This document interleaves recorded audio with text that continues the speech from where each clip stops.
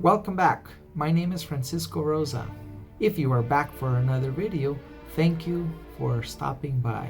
If you are new to this channel, please consider subscribing. In this channel, we cover topics all real estate. My goal is to help you become a wiser real estate investor, or if you're a first-time home buyer, helping you make a smarter choice. Today's topic is building permits and why do you need them?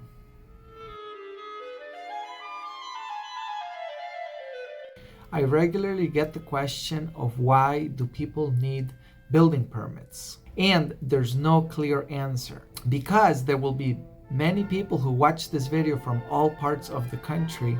There's clearly many differences on how strictly code and zoning is enforced.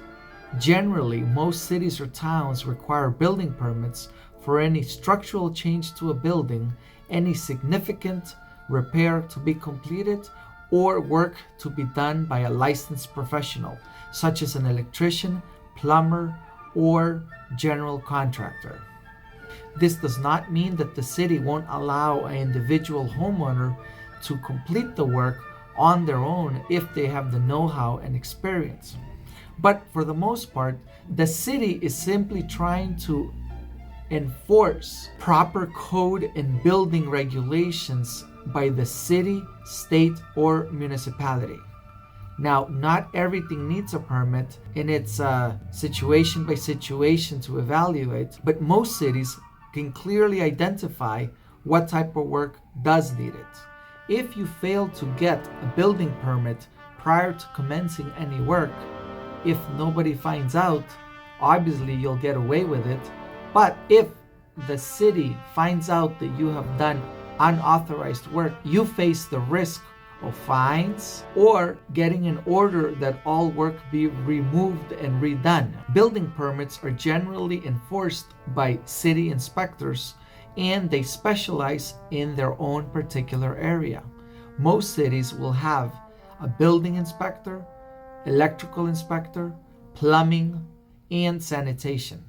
A building inspector's job is to ensure that a property meets the minimum safety standards for health, safety, according to the state building code.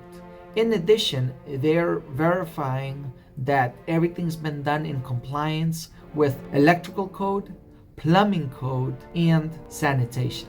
In addition, the city inspector also enforces city ordinances.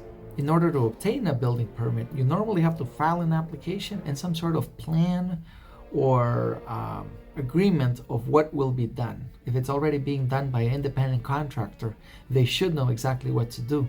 Looking quickly at certain things that not require building permits include the following. Most locations allow you to build a shed that is less than 200 square feet without the need of a building permit. A shed that is 200 square feet or less would measure no more than 10 by 20 or 14 by 14. You are also allowed to install a fence no taller than 6 feet without a building permit. 6 feet is the standard size for a fence. Obviously, if you need a larger one, I would assume you need permits because the city or town may not permit them. Now again, whether they enforce this strictly or not depends on where you live, but most major cities do have strict enforcement. And in addition, even if the city were not to notice, a complaint from a neighbor might lead you to be referred to the authorities for reinspection, and you face the risk again of fines or removal. Another interesting fact is you can have a children's pool no deeper than 24 inches without a building permit. At least in my area, it states you can have a pool, whether it's above ground or underground, at no greater than 24 inches. Anything greater than that requires a building permit. Obviously, the task of building a pool is no easy feat, so it's left to professionals. In addition to the standard building code and requirement for building permits, if you're in a historical city or part of a preservation commission, you may face additional requirements that prohibit you from painting your property a different color without permission or changing the design or layout of a home.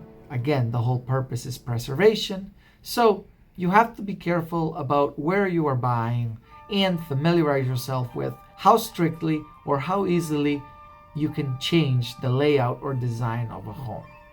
If you're an investor and are finding a deal, you must look out for these additional conditions or requirements that may be costly if you can't actually make the changes that you expect. Thank you for watching. Please stay tuned for more.